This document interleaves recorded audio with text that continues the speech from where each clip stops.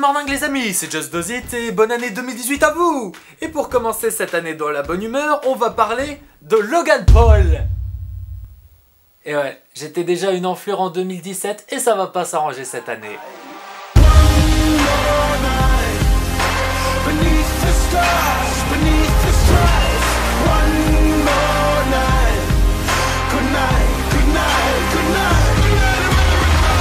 Info importante, l'état de l'affaire a pas mal évolué pendant l'écriture puis la réalisation de cette vidéo qui s'avère très critique envers YouTube. Des mesures ont été prises par l'entreprise, il faut leur reconnaître cela et je les mentionnerai en fin de vidéo. Cependant, tout ce que je vais vous raconter avant cela reste en vigueur. Donc mettez-vous bien et bon visionnage. L'affaire Logan Paul, un sujet chaotique qui a déchaîné les passions et fait virevolter les mouches à caca du YouTube game voulant gratter leur part du buzz avec des reacts sans intérêt. Sauf que je suis plus meilleur que ces gens-là et que nous, on va essayer d'analyser un peu plus en profondeur l'affaire plutôt que de juste s'écrier « Oh my god » et « Oh le suicide c'est tragique guys » en mode Miss France. Et croyez-moi, il y a beaucoup de choses à dire, non seulement sur YouTube la plateforme, mais aussi YouTube l'entreprise. Un bref rappel de ce qu'est l'affaire Logan Paul. C'est l'histoire d'un vlogueur américain de 16 millions d'abonnés, rien que ça, qui s'est filmé aux côtés d'un suicidé et qui a décidé de foutre ça en ligne.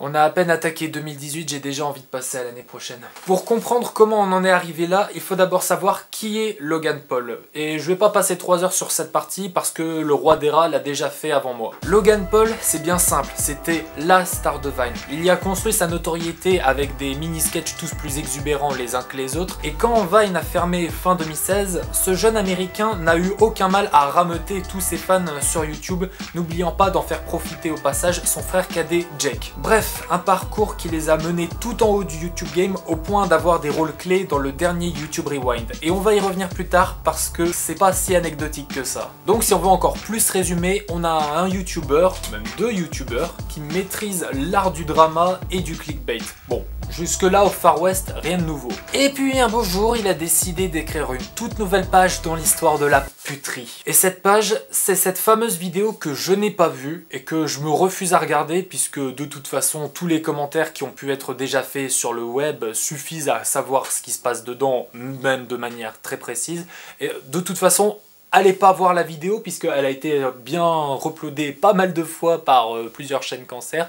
Et de toute façon, n'allez pas voir sa chaîne. Je vais résumer brièvement la totalité du malaise parce qu'il ne se limite pas à la seule vidéo. Lors d'un voyage au Japon, Logan Paul et son gang décident de se rendre dans Aokigahara, une forêt qui a la triste réputation d'être une destination particulièrement prisée des Japonais souhaitant mettre fin à leur jour. Tu vois, c'est le genre d'endroit où c'est déjà malsain de se dire « Tiens, et si je faisais un vlog ?» Ils traversent donc la forêt à la recherche d'un truc bien nauséabond, bien sanguinolent qui va faire cliquer.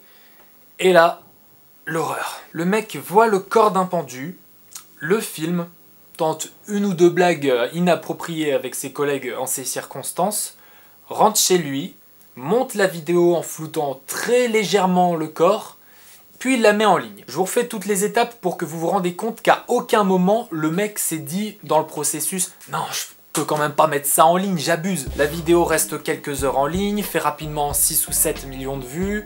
Évidemment, et c'était prévisible, giga bad buzz, suppression de la vidéo polémique et publication dans la foulée d'une vidéo excuse. Le tout en moins de 24 heures. Ces défenseurs qui, comme bien souvent dans les dramas, sont une communauté bien jeune et donc encore moins crédible que des fanzouz. Bah tiens, on va en parler plus tard de Touche pas à mon poste. Ont répondu aux critiques par cette ligne de défense. Ouais, à la fin il fait de la prévention sur le suicide et en plus il a pas monétisé la vidéo. Sauf que 1, tu peux faire de la prévention sans tomber dans le voyeurisme de très mauvais goût et que 2, la vidéo excuse qui a suivi, elle a bien rapidement fait plus du quadruple des vues originales. Et celle-là, elle était monétisée.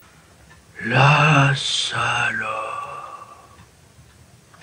On a donc un individu qui a très bien calculé son coût puisque la première vidéo a fait un énorme buzz, elle a fait parler même chez les gens qui ne l'ont pas vu, dont moi, hein. Et donc le seul buzz de sa première vidéo a suffi à ramener encore plus de monde sur sa chaîne, bien assez pour compenser la perte d'abonnés liée au bad buzz. Sérieusement les gens, allez-vous pas... Enfin, vous voyez l'idée. Je vais aborder maintenant ce qui me choque le plus dans toute cette affaire, parce que ce sont même pas les déboires de Logan Paul lui-même, c'est l'hypocrisie, et je dirais même l'irresponsabilité de YouTube dans cette affaire. YouTube n'a quasiment pas communiqué sur le sujet et sur d'éventuelles sanctions, puisque, je le rappelle, c'est Logan Paul lui-même qui a supprimé la première vidéo. Alors, si c'était open bar pour tout le monde, ok, il y aurait zéro régulation, mais au moins ce seraient les mêmes règles pour tout le monde. Sauf que c'est même pas le cas. Rappelez-vous en 2017 tout ce que PewDiePie a pris dans la gueule pour des faits moins graves. Bon, il a quand même dérapé sur le racisme et les nazis.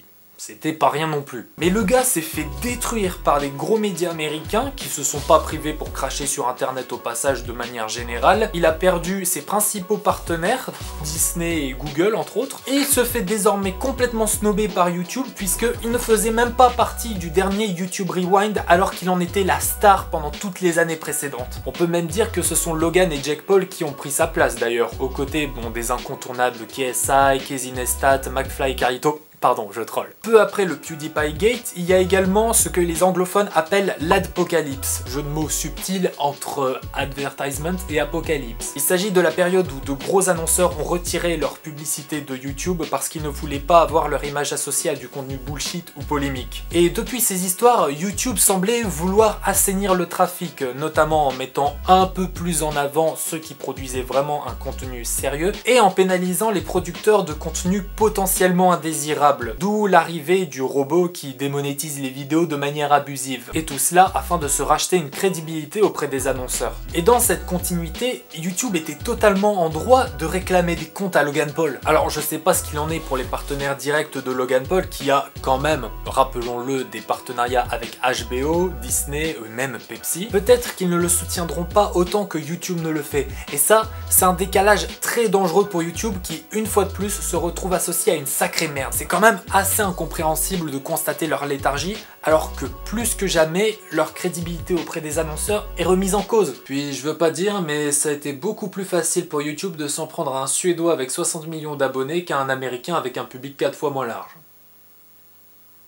Je dis ça, je dis rien. Si on ne condamne pas ces agissements, ils vont obligatoirement se reproduire, et ce même chez nous en France, nous qui sommes les rois pour reproduire absolument tous les pires trucs de la culture américaine. Parce qu'on a vu que Logan Paul avait réussi à ressortir gagnant en nombre de vues et en nombre d'abonnés de toute cette histoire.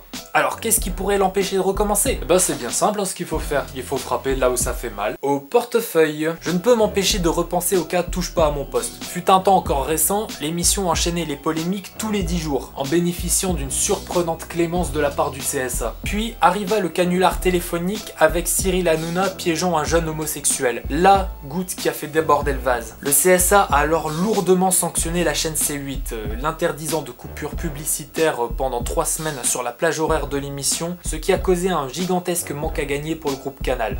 Depuis, avouez qu'on entend quand même beaucoup moins parler de l'émission. Alors dans la première version du script de cette vidéo, je m'arrêtais là, sauf qu'il y a eu du nouveau entre temps. YouTube s'est enfin décidé à communiquer.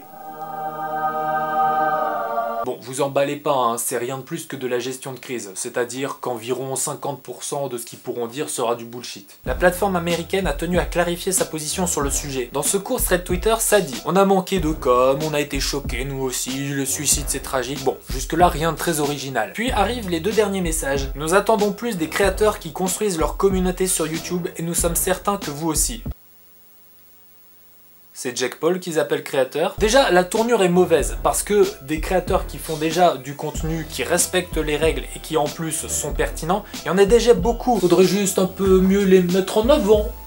Une petite idée. La chaîne a enfreint nos conditions d'utilisation, nous avons agi en conséquence, c'est-à-dire en plaçant la vidéo polémique en top tendance pendant plusieurs heures. Comme je vous l'ai dit, c'est Logan Paul lui-même qui a supprimé la vidéo. YouTube n'est intervenu à aucun moment dans l'histoire. Donc non, ils n'ont pas agi conformément à leurs règlements. Et nous envisageons des conséquences plus lourdes. Bon, ça il faudra attendre pour en juger. Ça nous a pris du temps pour répondre, mais nous avons écouté tout ce que vous aviez à dire. Nous savons que les actions d'un créateur peuvent affecter les annonceurs... Pardon, ma langue a fourché. Nous savons que les actions d'un créateur peuvent affecter la communauté entière et nous aurons davantage à vous communiquer sur notre démarche pour nous assurer qu'une vidéo comme celle-ci ne circule plus jamais. Un peu facile quand même l'excuse du « on a pris le temps d'écouter tout le monde ». Le bon sens même aurait voulu qu'ils interviennent dans les 3 jours ayant suivi la publication de la vidéo polémique. Moi, ce que je pense, c'est que YouTube a sous-estimé l'ampleur de ce qui allait leur tomber sur la tronche. Je pense qu'ils ont dû se dire, bon, on n'est plus à un shitstorm près, comme d'habitude, ça va durer 3 jours, puis après les gens vont oublier, et surtout on dit rien au poteau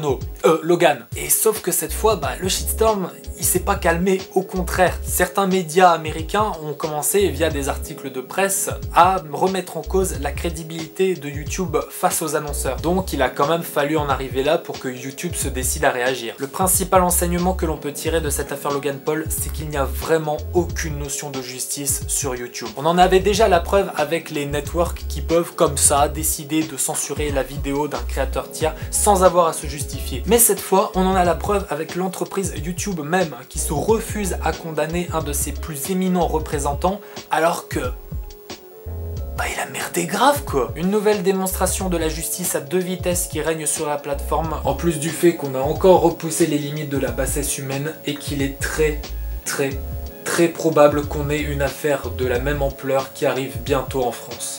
Bon, voici une petite mise à jour parce qu'il y a encore eu du nouveau entre le tournage de cette vidéo et son montage. Sous la pression de l'opinion publique, YouTube a finalement pris des sanctions envers Logan Paul. Il a été retiré du programme Google Preferred qui facilite la mise en relation entre grandes marques et YouTubeurs ainsi que d'une série produite par YouTube Red où il figurait. Ses autres collaborations avec YouTube Red sont mises en suspens et il a également écopé d'un strike sur sa chaîne. Je rappelle qu'une chaîne YouTube peut être supprimée après avoir cumulé 3 strikes. Pour finir, je dirais que c'est un moindre mal au regard des faits, mais ces mesures ont été prises parce que vous, spectateurs sur YouTube, n'avez pas accepté que ça reste impuni. Et ça, c'est vraiment une bonne chose pour Internet, donc merci. On arrive à la fin de cette vidéo, merci de l'avoir regardée, mais ne partez pas tout de suite. Si vous avez aimé, partagez la vidéo avec un gars sûr, ou même une meuf sûre, vous avez le droit. Dites-moi en commentaire si vous voulez voir davantage de vidéos analyses de ce genre, payez un petit pouce bleu et abonnez-vous à la chaîne parce que votre soutien est hyper important pour qu'elle puisse passer un cap en cette année 2018. En tout cas, moi je vous dis à la prochaine, c'était Just Does It, ciao bye!